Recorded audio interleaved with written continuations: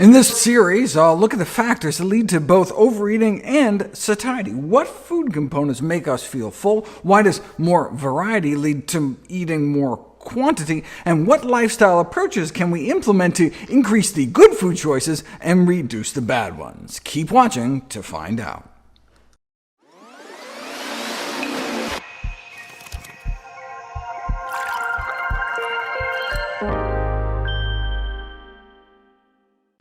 Anyone can lose weight eating less food. Anyone can be starved thin. Starvation diets are rarely sustainable, though, since hunger pangs drive us to eat. We feel unsatisfied on low-calorie diets, unsatiated. We do have some level of voluntary control, but our deep-seated instinctual drives may win out in the end. For example, you can consciously hold your breath. Try it right now. How long can you go before your body's self-preservation mechanisms take over and overwhelm your deliberate intent not to breathe? Your body has your best interests at heart and is too smart to allow you to suffocate yourself, or starve yourself for that matter. If our body was really that smart, though, how could it let us become obese? Why doesn't our body realize when we're way too fat and allow us the leeway to slim down? Maybe our body is actually very aware and actively trying to help, but we're somehow undermining those efforts? How could we test this theory to see if that's true? So many variables go into choosing what we eat and how much. There are psychological, social, cultural, and aesthetic factors.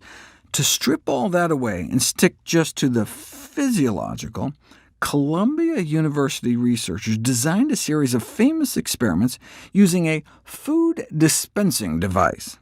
The term food is used very loosely here. Their feeding machine was a tube hooked up to a pump that delivered a mouthful of bland liquid formula every time you pushed a button. Research subjects were instructed to eat as much or as little as they wanted at any time. In this way, eating was reduced to just the rudimentary hunger drive, without the usual trappings of sociability, meal ceremony, and the pleasures of the palate. How much would people be driven to eat? Put a normal weight person in this scenario, and something remarkable happens. Day after day, week after week, with nothing more than their hunger to guide them, they eat exactly as much as they need, perfectly maintaining their weight. They needed about 3,000 calories a day, and that's just how much they unknowingly gave themselves. Their body just intuitively seemed to know how many times to press that button. Put an obese person in that same scenario, and something even more remarkable happens. Driven by hunger alone, with the enjoyment of eating stripped away, they wildly undershoot, giving themselves a mere 275 calories a day total. They could eat as much as they wanted, but they just weren't hungry. It's as if their body knew how massively overweight they were, so it dialed down their natural hunger drive to almost nothing. One subject started out at 400 pounds and steadily lost weight. After 252 days sipping the bland liquid, he lost 200 pounds. This groundbreaking discovery was initially interpreted to mean that obesity is not caused by some sort of metabolic disturbance driving people to overeat. In fact, the study suggested quite the opposite. Instead, overeating appeared to be a function of the meaning people attach to food beyond its use as fuel, whether as a source of pleasure, or perhaps relief from boredom or stress. In this way, obesity seemed more psychological than physical. Subsequent experiments with the feeding machine, though, flipped such conceptions on their head once again. If you take the lean study subjects and covertly double the calorie concentration of the formula, they unconsciously cut their consumption in half to continue to perfectly maintain their weight. Their body somehow detected the change in calorie load and sent signals to the brain to press the button half as often to compensate. Amazing. Do the same with obese persons, though, and nothing changes.